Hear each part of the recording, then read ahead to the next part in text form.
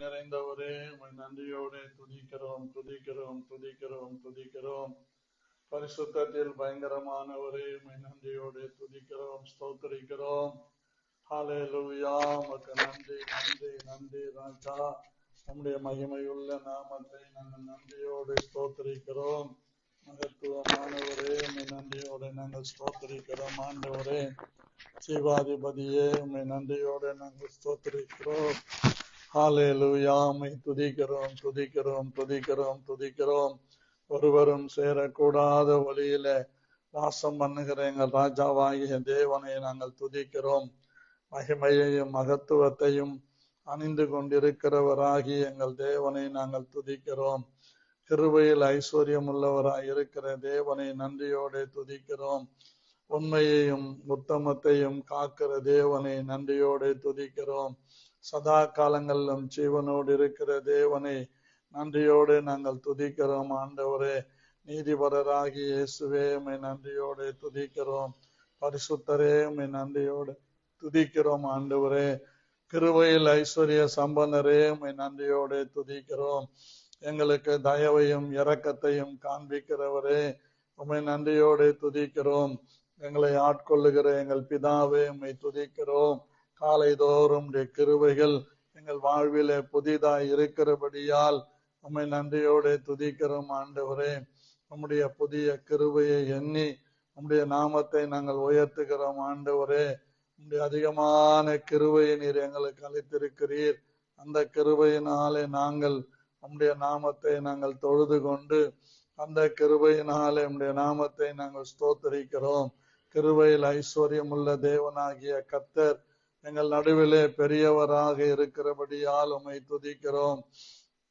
இந்த ஜனத்தை எனக்கென்று ஏற்படுத்தினேன், இவர்கள் என் துதியை சொல்லி வருவார்கள் என்று சொன்னவரே, உம்முடைய துதியை சொல்லி வரும்படியாக நீர் எங்களை ஏற்படுத்தி இருக்கிற தயவுக்காக உம்மை நன்றியோடு துதிக்கிறோம். ஆண்டவரே நீர் எங்கள் மீது அன்பு வைத்து எங்களுக்கு அன்ன வஸ்திரம் கொடுத்து இருக்க இடம் கொடுத்து இந்த பூமியில ஆண்டவரே உம்முடைய நாமத்தின் மகிமைக்காக வாழும்படியான ஒரு கிருபையையும் எங்களுக்கு கொடுத்து உம்முடைய இரக்கத்தை கொடுத்து உம்முடைய தயவை கொடுத்து எங்களை நடத்தி வருகிற உம்முடைய உன்னதமான கிருபையை நாங்கள் நன்றியோடு கொண்டாடுகிறோம்.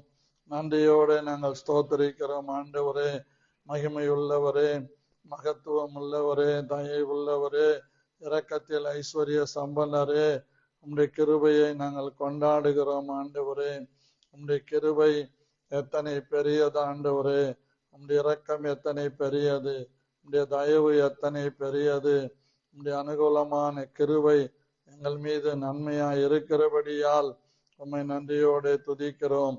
உம்முடைய கிருபை எங்களை ஆட்கொண்டு நடத்துகிறபடியால் நன்றியோடு துதிக்கிறோம். உம்முடைய கிருபை எங்களை காண்கிறபடியால் உம்மை நன்றியோடு துதிக்கிறோம். உம்முடைய கிருபை எங்களை சூழ்ந்து கொண்டிருக்கிறபடியால் உம்மை நன்றியோடு துதிக்கிறோம். உம்முடைய கிருபையின் ஐஸ்வர்யத்தை எங்களுக்கு நீர் விளங்க பண்ணுகிறபடியினால் உம்மை நன்றியோடு துதிக்கிறோம். உம்முடைய கிருபையை எங்கள் மேலே வைத்து எங்களை பாதுகாத்து எங்களை தாங்கி வருகிற உம்முடைய அதிகமான கிருபைகளுக்காக நன்றியோடு நாங்கள் ஸ்தோத்தரிக்கிறோம். கிருபாசனபதியே உம்முடைய கிருபை எத்தனை பெரியது, இரக்கத்தில் ஐஸ்வர்யம் உள்ளவரே உம்முடைய கிருபை எத்தனை பெரிது. வானம் பூமி ஆகாயம் எல்லாவற்றிற்கு மேலாக உம்முடைய கிருபை ஆண்டவரே பெரிதாய் இருக்கிறது. பூமிக்கு வானம் எவ்வளவு உயரமா இருக்கிறதோ உமக்கு பயப்படுகிறவர்கள் மேலே உம்முடைய கிருபை அவ்வளவு பெரிதாய் இருப்பதற்காக நன்றியோடு நான் ஸ்தோத்தரிக்கிறேன். ஆண்டவரே இந்த கிருபையின் ஐஸ்வர்ய சம்பன்னராய் இருக்கிற தேவனை நன்றியோடு நான் ஸ்தோத்தரிக்கிறேன். கிருபாசனபதியாகி எங்கள் தேவனை நன்றியோடு நான் ஸ்தோத்தரிக்கிறேன். ஆண்டவரே பரிசுத்தத்தில் பயங்கரமான தேவனை நன்றியோடு நான் ஸ்தோத்தரிக்கிறேன். ஆண்டவரே இரக்கத்தில் ஐஸ்வர்யம் உள்ளவராகிய தேவனை நன்றியோடு நான் ஸ்தோத்தரிக்கிறேன். ஆண்டவரே எங்களுக்காக யாவையும் செய்து முடிக்கிற தேவனை நன்றியோடு நாங்கள் ஸ்தோத்தரிக்கிறோம். ஆண்டவரே எங்களை அன்பு கூர்ந்து எங்களை வழிநடத்துகிற எங்கள் பரிசுத்தராகிய ராஜாவை நன்றி நிறைந்த உள்ளத்தோடு நாங்கள் ஸ்தோத்தரிக்கிறோம் ஆண்டவரே. நீங்க இல்லாம நாங்க ஒன்றும் செய்ய முடியாத ஆண்டவரே. உம்மை அல்லாமல் எங்களால் ஒன்றும் ஆகாது. அதற்காக உம்மை நன்றியோடு ஸ்தோத்தரிக்கிறோம். உம்முடைய அநாதி கிருபைகளை நாங்கள் நினைத்து ஸ்தோத்தரிக்கிறோம். நம்முடைய தயவை நினைத்து நாங்கள் ஸ்தோத்தரிக்கிறோம் ஆண்டவரே. இப்பொழுதும் எங்கள் தேவனாகிய கர்த்தாவே, எங்களில் தப்பின சிலரை மீதியாக வைக்கவும் ஆண்டவரே, எங்களுக்கு பரிசுத்த ஸ்தலத்திலே ஒரு குச்சை கொடுக்கவும் ஆண்டவரே, இப்படியே எங்கள் தேவன் எங்கள் கண்களை பிரகாசிப்பித்து ஆண்டவரே, எங்கள் அடிமைத்தனத்தில் எங்களுக்கு கொஞ்சம் உயிர் கொடுக்கவும் ஆண்டவரே, உம்முடைய கொஞ்ச நேரம் கிருபையை நினைத்து நாங்கள் ஸ்தோத்தரிக்கிறோம். உம்மாலே எங்களுக்கு கிடைத்திருக்கிற அந்த கொஞ்ச நேரம் கிருபையை நாங்கள் அணைத்து கொள்ளுகிறோம், பிடித்து கொள்ளுகிறோம். அதை தொடரும்படி நாங்கள் முழுவதுமாக எங்களை ஒப்பு கொடுக்கிறோம் ஆண்டவரே. கிருபையை நாங்கள் நினைத்து ஸ்தோத்தரிக்கிறோம். பரலோகத்தின் தேவனானவர், உம்முடைய கிருபையை எங்கள் நடுவிலே விளங்க பண்ணுவீராக. உம்முடைய தயவை எங்கள் நடுவிலே விளங்க பண்ணுவீராக ஆண்டவரே. இப்பொழுதும் எங்கள் தேவனே, என் இருதயத்தின் தியானமும் என் வாயின் வார்த்தைகளும் ஆண்டவரே, பேசுகிற எனக்கும் கேட்கிற யாவருக்கும் உம்முடைய சமூகத்திலே இயேசு கிறிஸ்துவின் நாமத்தில் பிரீதியாயிருப்பதாக. ஆமென். அன்பான தேவனுடைய பிள்ளைகளே, இந்த காலை வேளையிலே இந்த ஜபத்திலே பங்கு பெறுகிற உங்கள் அனைவரையும் இயேசு கிறிஸ்துவின் நாமத்தில் அன்போடு நான் வணங்கி வாழ்த்தி உங்களை வரவேற்கிறேன். கர்த்தர் உங்களை ஆசீர்வதிப்பாராக. என்னை கேட்டுக்கொண்டிருக்கிற என் அன்பு தேவனுடைய பிள்ளைகளே, இந்த நாட்களிலே உலகம் ஏதோ ஒரு நிலையிலே போய்கொண்டிருக்கிறது, எங்கேயோ போய்கொண்டிருக்கிறது. நேற்று தினத்திலே 3 ஊழியக்காரர்கள் எங்கள் வீட்டுக்கு வந்திருந்தார்கள். அவர்களோடு நான் பேசும்போது உலகம் போற போக்கை பார்த்தால் என்னதான் நடக்குமோ தெரியல. ஏனென்றால் நிறைய விசுவாசிகள் அனலும் இல்லாம குளிரும் இல்லாம இருக்கிறாங்க பாஸ்டர். கர்த்தருக்கு பயப்படுகிற அந்த பயம் இல்லாம இருக்கிறாங்க பாஸ்டர்ன்னு சொல்லி அவங்க சொன்னது எனக்கு ரொம்ப மனசுல யோசிக்க தோணினது. இன்னைக்கு ஜனங்களுக்கு கர்த்தருக்கு பயப்படுகிற பயம் கொஞ்சம் கூட இல்லைன்னு சொல்றாங்க. அது எவ்வளவு உண்மை என்றது யோசிக்க தோன்றுகிறது. இந்த கர்த்தருக்கு பயப்படுகிற பயம் சபை மக்களுக்குள்ளே ஜனங்களுக்குள்ளே இருந்தா எவ்வளவு வைராக்கியமா இருப்பாங்க.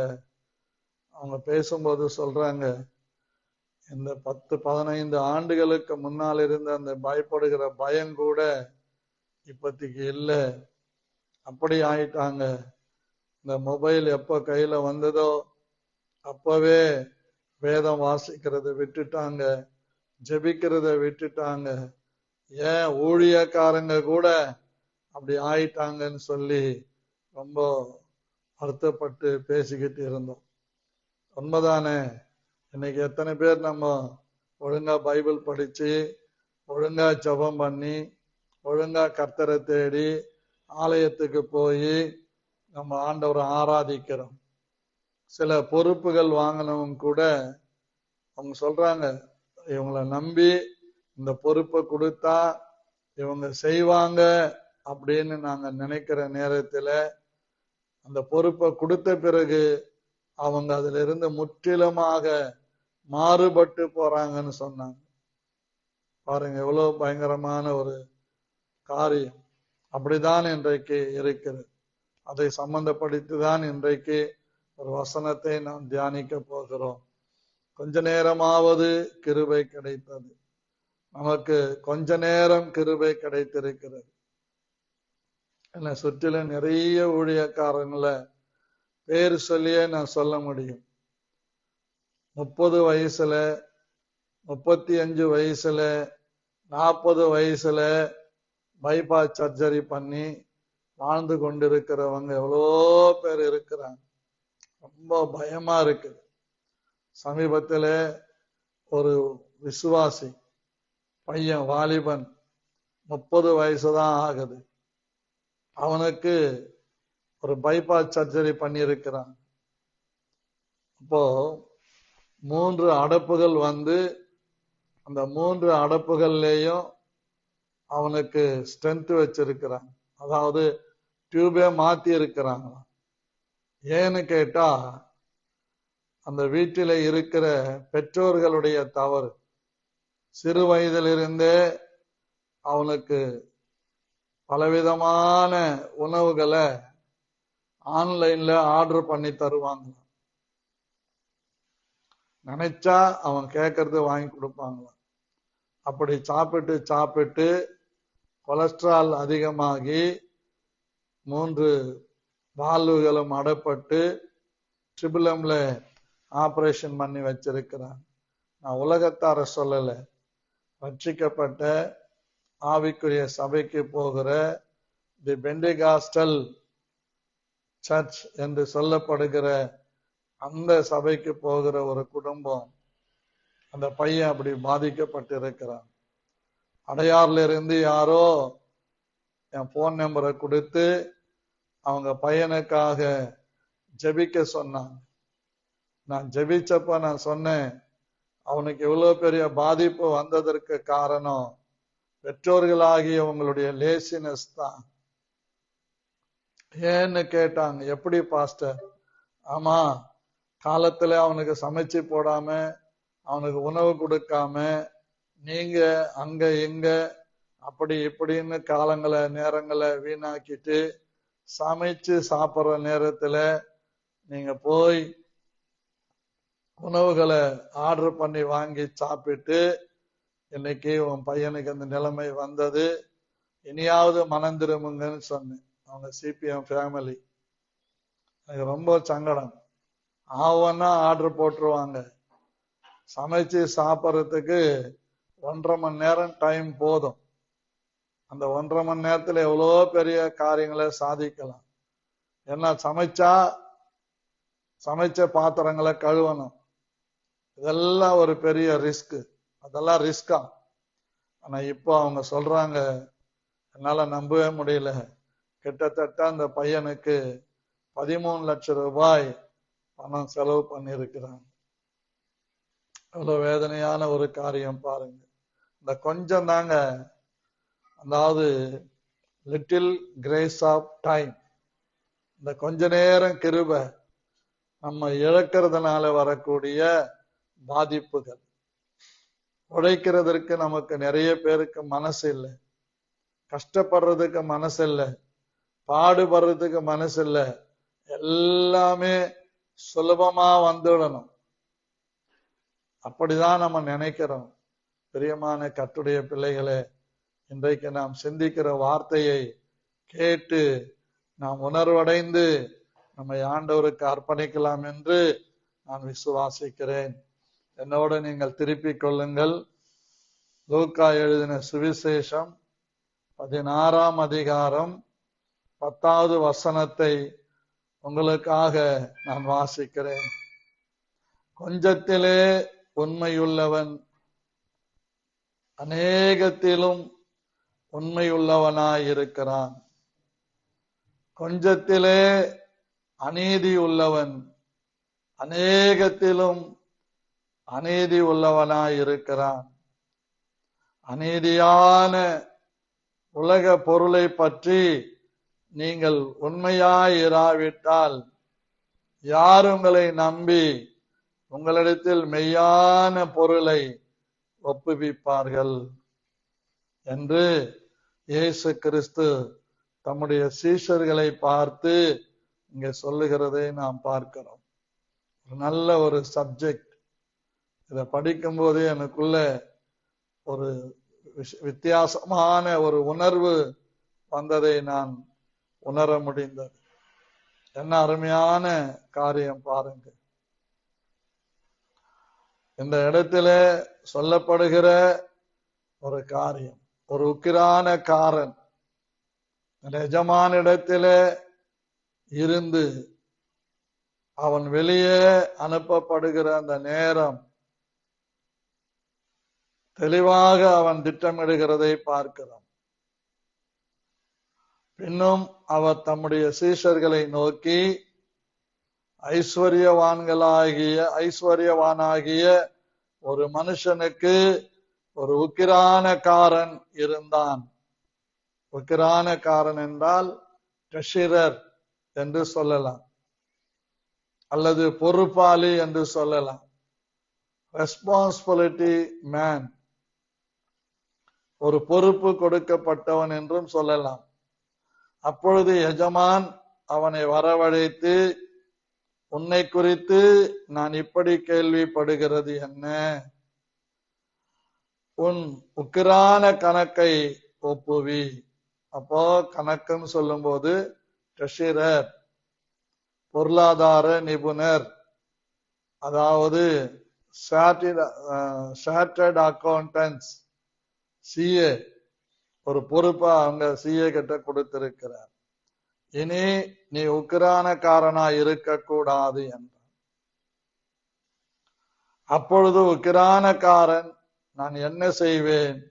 என் எஜமான் உக்கிரான விசாரிப்பிலிருந்து என்னை தள்ளி போடுகிறானே,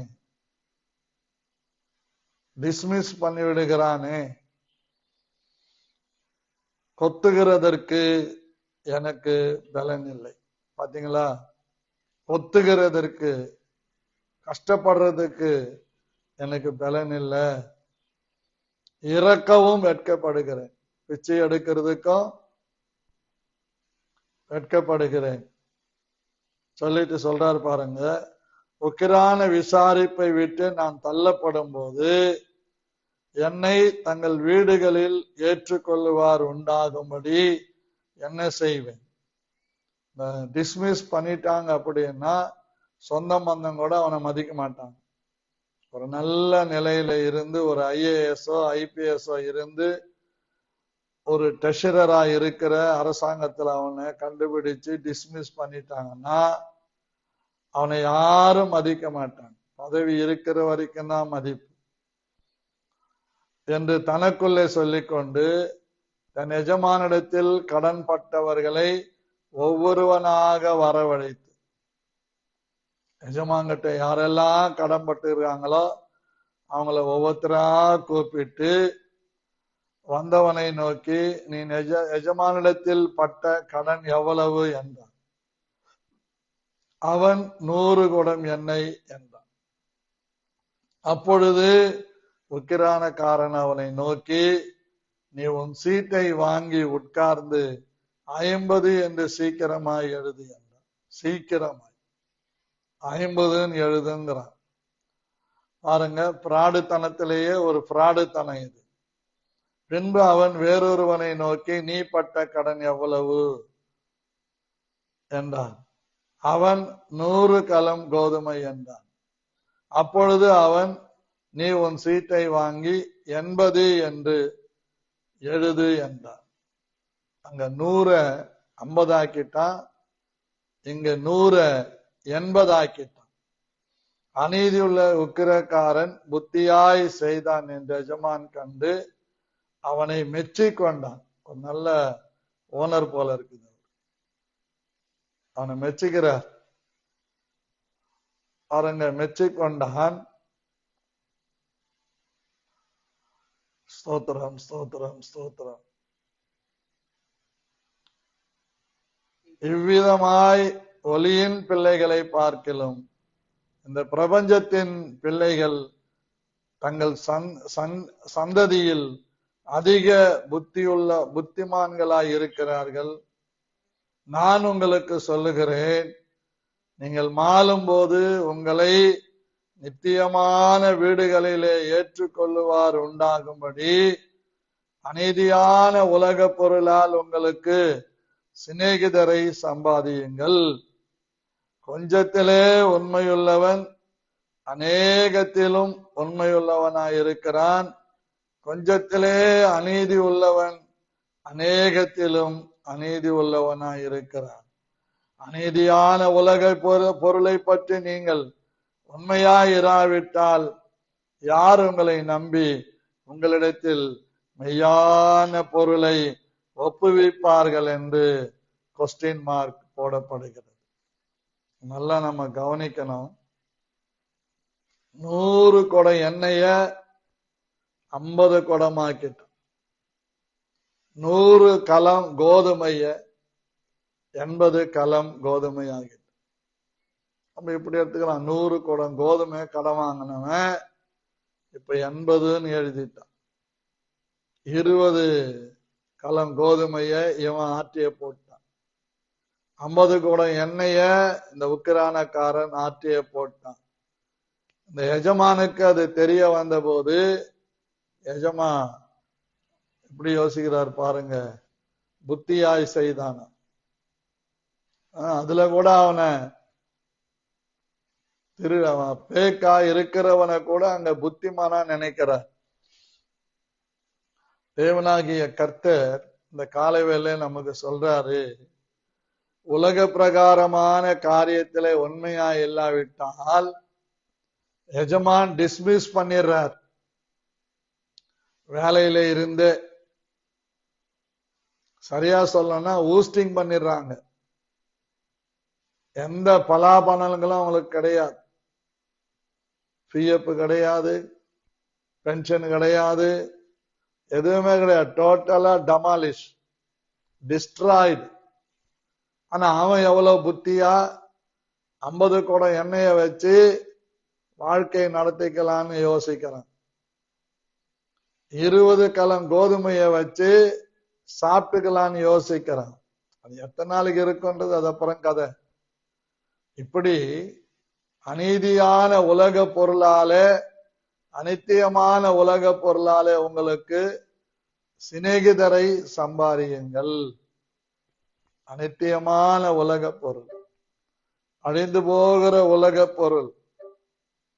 நம்ம அதுல எவ்வளவு உண்மையா நாம் இருக்கணும் பாருங்க. எனக்கு அன்பான கர்த்தருடைய பிள்ளைகளே, வேதம் நமக்கு கற்றுக் கொடுக்கிற மெய்யான காரியம் உண்மை. ஆண்டவர் கொடுத்திருக்கிற கணவன் மனைவி உறவிலே ஒரு உண்மை. ஆண்டவர் கொடுத்திருக்கிற பிள்ளைகள் மத்தியிலே ஒரு உண்மை. அது நல்ல சொல். அந்த உண்மை ரொம்ப ரொம்ப முக்கியம். பார்த்துக்கங்க. அதே மாதிரி பிள்ளைகள் பெற்றோர்களிடத்துல உண்மை.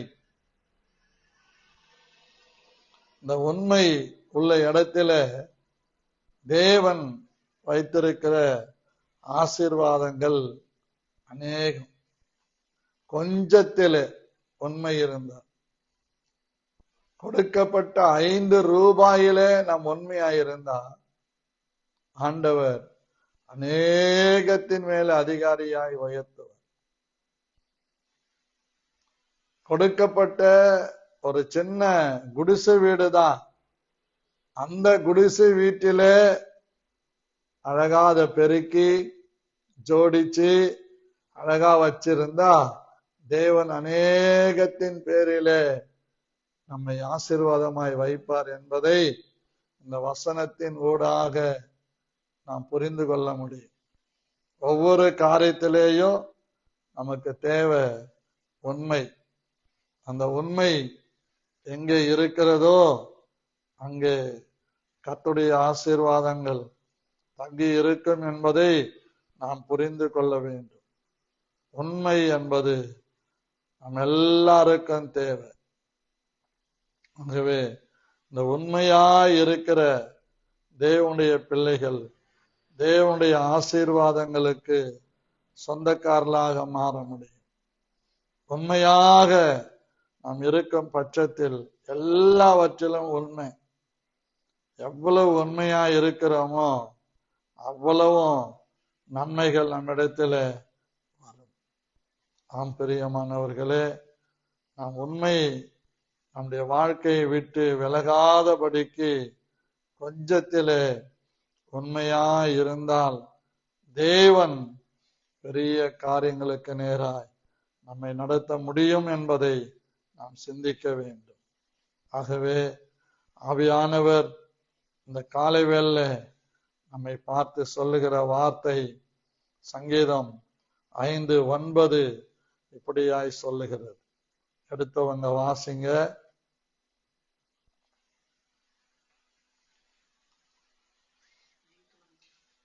சங்கீதம் 5:9.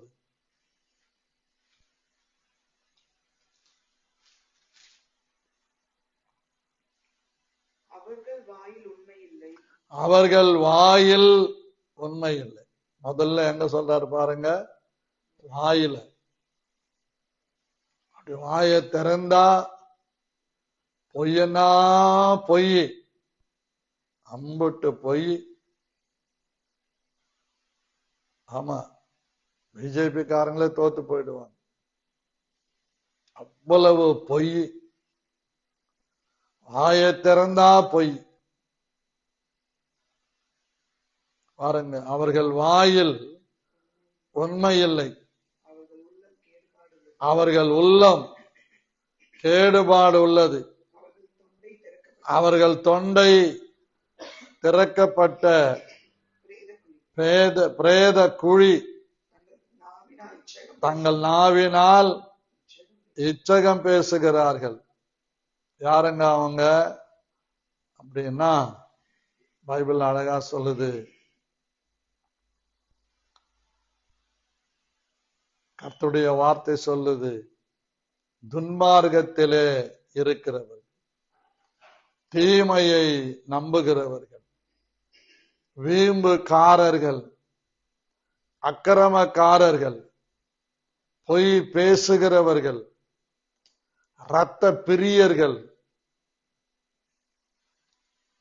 இப்படி இருக்கிறவன். சங்கீதக்காரன் சொல்றார் 7வது வசனத்திலே, நானோ மிகுந்த கிருபையினாலே உமது ஆலயத்துக்குள் பிரவேசித்து உமது பரிசுத்த சந்நிதிக்கு நேரே. ஆமா, ஏமா லேட்டா வந்த, அம்புட்டு பொய் சொல்லுவாங்க. லேட்டா வந்ததுக்கு பிள்ளைங்க மேல சாட்டுவாங்க, புருஷன் மேல சாட்டுவாங்க. ஆனா உண்மையை பேச மாட்டாங்க. இன்னொரு பக்கம் அவங்க உண்மையை சொன்னாலும் நாங்க நம்ப மாட்டோம், அது வேற இருக்கு. அதனால அவங்கள பொய் மேல பொய்ய சொல்ல வச்சு, வார்த்தை மேல வார்த்தை பேசி பொய்யாக அதிகமா பேச வைக்கிறதும் எதிரிக்கிட்ட இருக்குது. அவங்க சொல்லிட்டாங்களா, லேட்டா வந்து காரணம் சொல்லிட்டாங்களா, அதோட நிறுத்திக்கணும். அதெல்லாம் சும்மா நீ பொய் சொல்ற, நீ பொய் சொல்றேன்னு திரும்ப திரும்ப சொல்லும் போது அவங்க பொய்யாதான் சொல்லுவாங்க. நானோ உமது மிகுந்த கிருபையினால், நானோ உமது மிகுந்த கொஞ்ச நேரம் கிருபையினால உமது ஆலயத்துக்குள் பிரவேசித்து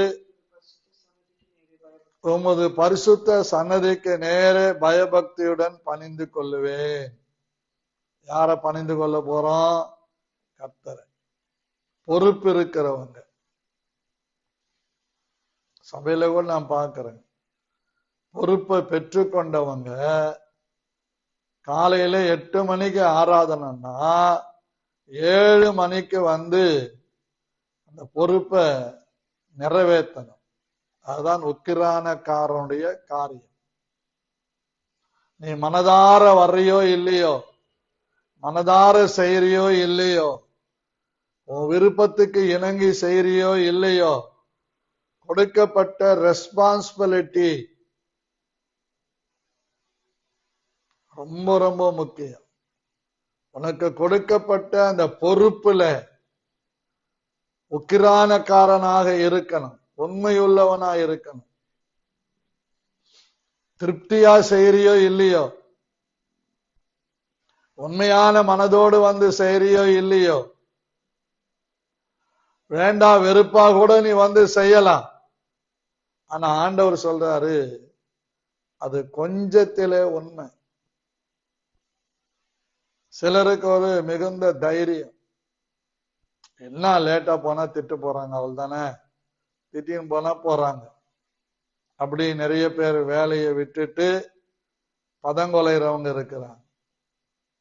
ஒரு நாள் லேட்டா போனா எஜமா மன்னிப்பான், தினந்தோறும் லேட்டா போனா வேலையில இருந்து எடுத்துருவான். ஒரு சாதாரண உலக பிரகாரமா ஜான் வழித்து பிழைப்புக்கு வேலை கொடுக்கிற கம்பெனி ஓனரும் அதிகாரிகளும் நேரத்தை கடைபிடிக்கணும்னு சொல்றப்ப நம்ம எப்படி இருக்கணும்? கொஞ்சத்திலே உண்மை, உக்கிரான பொருள். கணவனாக நீ அழைக்கப்பட்டிருந்தால் அதுல உக்கிரானக்காரனாய் இருக்கணும். மனைவி என்கிற ஸ்தானத்திலே நீ இருந்தால் அதுல உக்கிரானத்துவம் இருக்க வேண்டும்.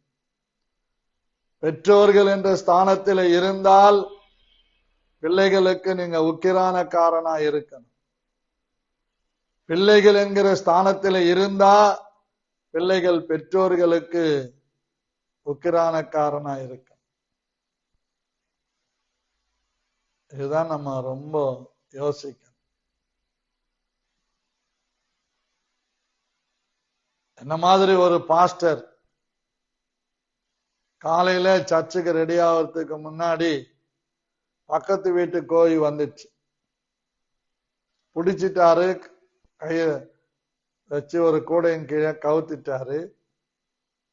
மனைவிக்கு சொல்ற, சர்ச்சை முடிச்சுட்டு வந்தவொடனே அந்த கோழிய நம்ம நல்லா சூப்பரா சமைச்சு சாப்பிட்டுருவோம். சரின்னு சொல்லிட்டாங்க. அன்னைக்கு பிரசங்கத்துக்கு அவர் கொண்டு போன வார்த்தை உண்மை. பிறருடைய பொருளை அபகரிக்காதே, பிறனுடைய மனைவியாவது மாட்டையாவது ஆட்டையாவது இச்சியாதிருப்பாயாக சொல்லும் போது சொல்றார், பிறனுடைய கோழியை இச்சியாதிருப்பாயாக அப்படின்னு பிரசங்கம். இதை கேட்டுக்கிட்டு இருந்த அவங்க பொண்ணு, அப்பா பிரசங்கத்திலே சொல்லிட்டார் மற்றவங்களாம் இச்சிக்க கூடாதுன்னு, போய் அந்த கோழியை எடுத்துட்டான். கோழி ஓடிச்சு. எங்கம்மா கவுத்து வச்ச கோழிய காணோம். அதான்ப்பா நீங்க சொன்னீங்கல்ல உண்மையா இருக்கணும்னு, மற்றவங்க பொருளெல்லாம் ஆசைப்படக்கூடாதுன்னு சொன்னீங்கல்ல, அதை கேட்டு இருக்கும் போதே கேட்டு வந்து நான் அதை அவுத்து விட்டுட்டேன், கூட எடுத்துட்டேன். அப்படி பாவி, நமக்கு இல்லடி இது, சபையில வந்திருக்கிறாங்களே விசுவாசி, அவங்களுக்கு தாண்டி பிரசங்கம், நமக்கு கிடையாதுன்னாரு. இன்னைக்கு அந்த மாதிரிதான் நம்ம இருக்கிறோம். உண்மை இல்லை. மிகுந்த கிருபையினாலே உமது ஆலயத்திற்குள் பிரவேசித்து உம்முடைய பரிசுத்த சந்நிதிக்கு நேரே பயபக்தியுடன் பணிந்து கொள்ளுவேன்.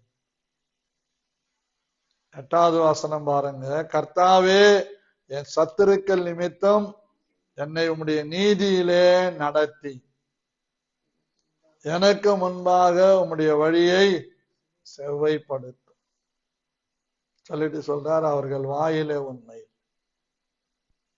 நம்ம சொன்ன பாருங்க, அந்த கேட்டகரி உள்ளவங்க வாயில என்ன இல்லை? உண்மை இல்லை. கர்த்தருக்கு ஸ்தோத்திரம். Praise the Lord. சங்கீதம் 7:8 பாருங்க.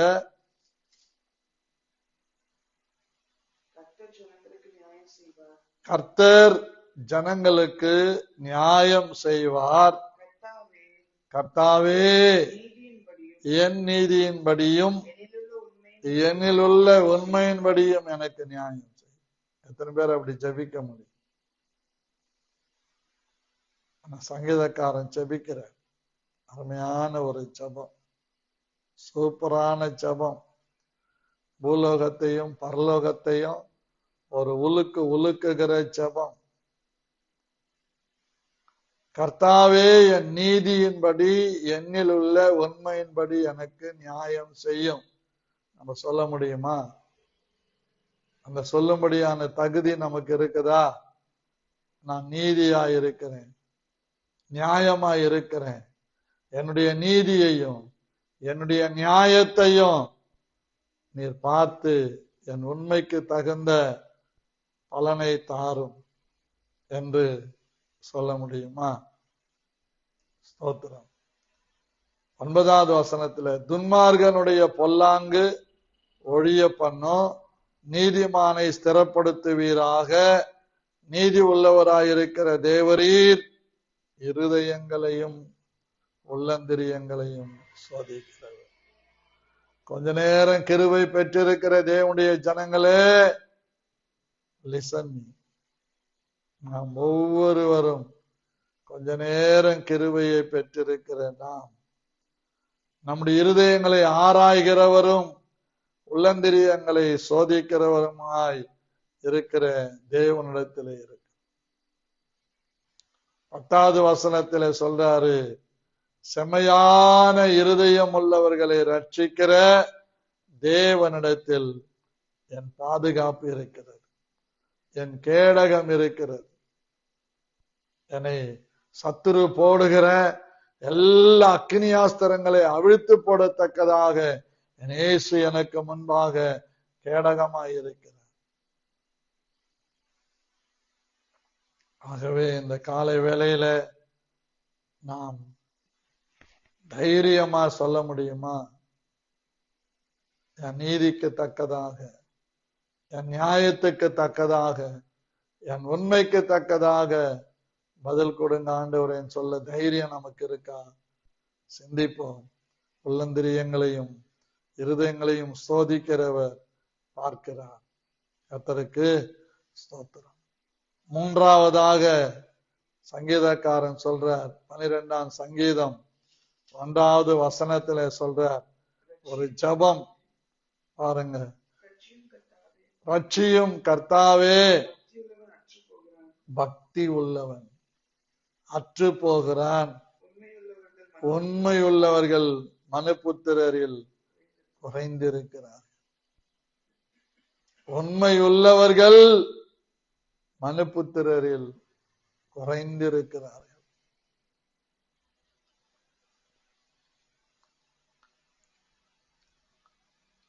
எங்க வீட்டில ரோசிகான் அப்படின்னு சொல்ற ஒரு வேலைக்காரன் இருந்தான். அவன் 15 வயசுலேயே எங்க வீட்டுக்கு வேலைக்கு வந்துட்டவன்.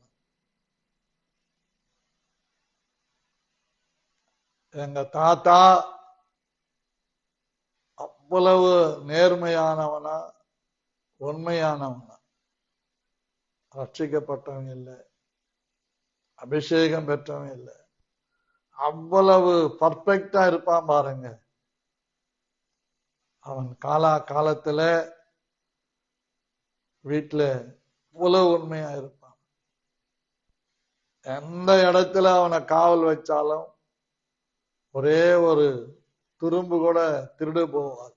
அவ்வளவு உண்மை. அத பார்த்து எங்க தாத்தாவே சொந்த செலவுல அவனுக்கு கல்யாணம் பண்ணி வச்சிருக்கு. அவனுக்கு பிறந்த 4 பிள்ளைகளுடைய பிரசவத்துக்கும் எங்க தாத்தா தான் செலவு பண்ணி இருக்கு. அவன் சாகிற வரைக்கும் எங்க தாத்தா கிட்டே இருந்தான். எங்க தாத்தா இறந்துட்டாரு. அதுக்கு பிறகு எங்க அப்பா கிட்ட முடியாம உடல் ரீதியான உபாதையினாலே கிட்டத்தட்ட 82 வயதுல அந்த பெரியவர் இறந்து போனார். அவ்வளோ பெரிய ஆளை நாங்க எல்லாருமே రే రోసిగా రా ఇక్కడ చూడు, రే రోసిగా அவனை வாடா போடான்னு தான் கூப்பிட்டோம். அவ்வளவு கர்வம் பிடிச்சவங்க நாங்க. ஆனா அவனும் தான் உத்தமத்துல உண்மையா இருந்தான். எங்க அப்பா தான் எல்லாவற்றையும் அடக்கம் பண்றதுக்கு அவனுக்கு என்னென்ன செய்யணுமோ அத்தனையும் செய்தான். அவனுக்கு பிறந்த 4 பிள்ளைகளுக்கும் அப்பா தான் வந்து திருமணம் கட்டி வச்சார். உண்மை உள்ளவர். கர்த்தருக்கு ஸ்தோத்திரம். நான் ரட்சிக்கப்பட்ட பிறகு அவர் இது வரைக்கும் நான் பார்த்தது கிடையாது.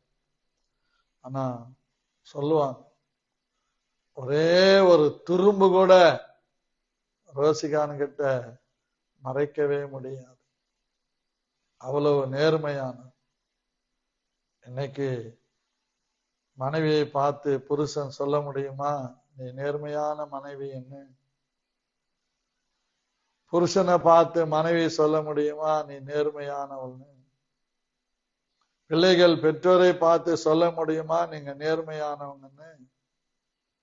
பெற்றோர்கள் பிள்ளைகளை நேர்மையானவங்க சொல்ல முடியுதா? முடியலையே. நம்ம ரட்சிக்கப்பட்டு இருக்கிறோம், ஞானஸ்தானம் பெற்றிருக்கிறோம், பரிசுத்த ஆவியின் அபிஷேகம் பெற்றிருக்கிறோம், ஆவியில நிறைஞ்சு அந்நிய பாஷையில பேசுறோம், தீர்க்க தரிசனம் கூட சொல்றோம். ஆமா, எல்லாத்தையும் கொடுக்கிறோம், செய்யறோம்.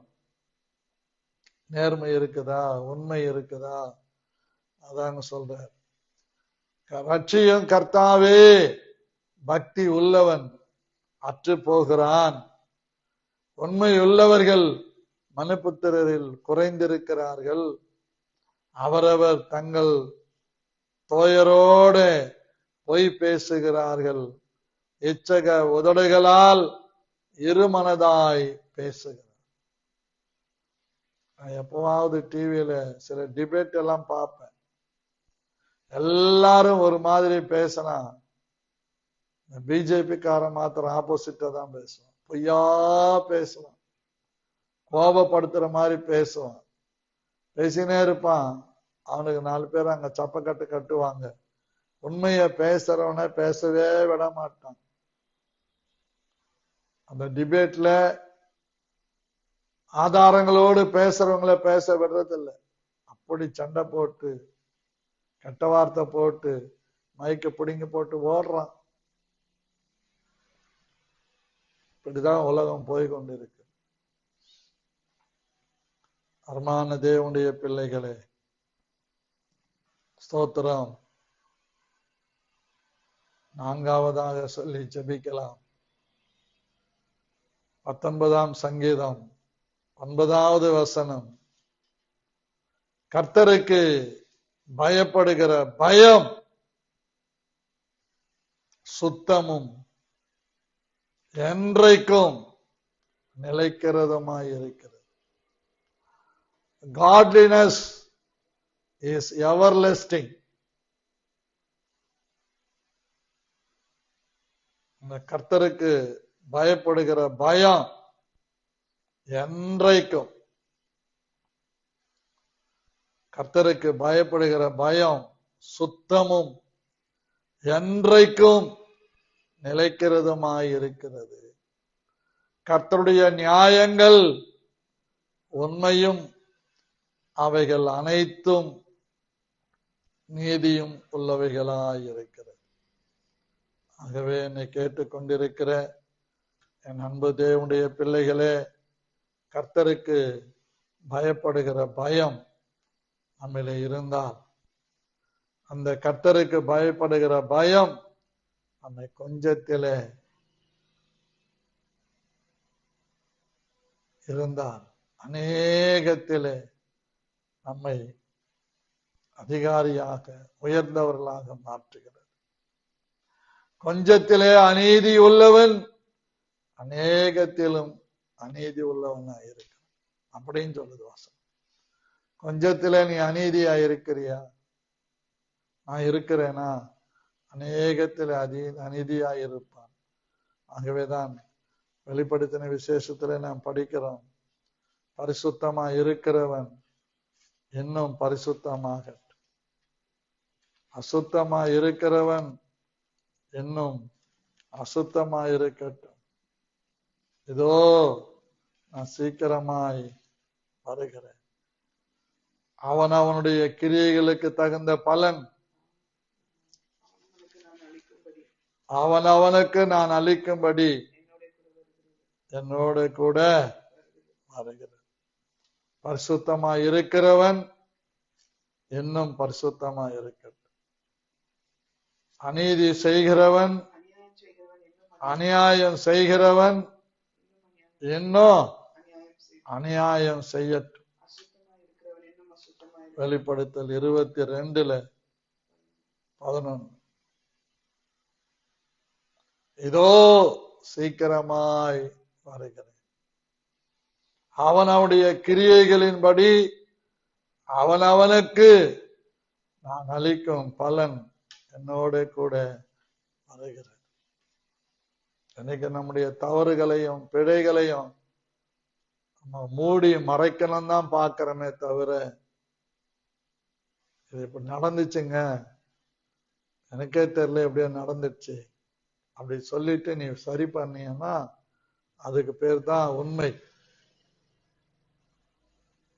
நீயா தீர்மானம் எடுத்து நீயா யோசித்து முழு பூசணிக்காய டிரைனோசரைய நம்ம மறைக்கிறோம் ஒரு புடி சோத்துல.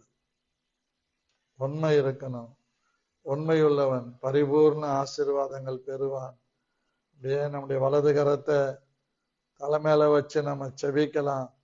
ஜெபத்தை கேட்கிறவர், மாம்சமான யாவருக்கும் பதில் கொடுக்கிறவர், மாம்சமான யாவருக்கும் முடிவை விளங்க பண்ணுகிறவர். செபிப்போம். நல்ல பிதாவே, இயேசு கிறிஸ்துவின் நாமத்தினாலே கொஞ்சத்திலே உண்மையாயிருக்கிற ஒரு உக்கிரான காரனாக, ஒரு உக்கிரான காரியாக என்னை மாற்றும் ஆண்டவரே. என்னுடைய பேச்சில, பார்வையில, செயல்ல கொஞ்ச நேரம் கிருபையை பெற்ற நான் கொஞ்சம் உண்மையாயிருந்து உடைய நாமத்துக்கு மகிமையாக வாழ உடைய கிருபையை இயேசு கிறிஸ்துவின் நாமத்தில் சொந்தப்படுத்திக் கொள்கிறேன். ஆமென்.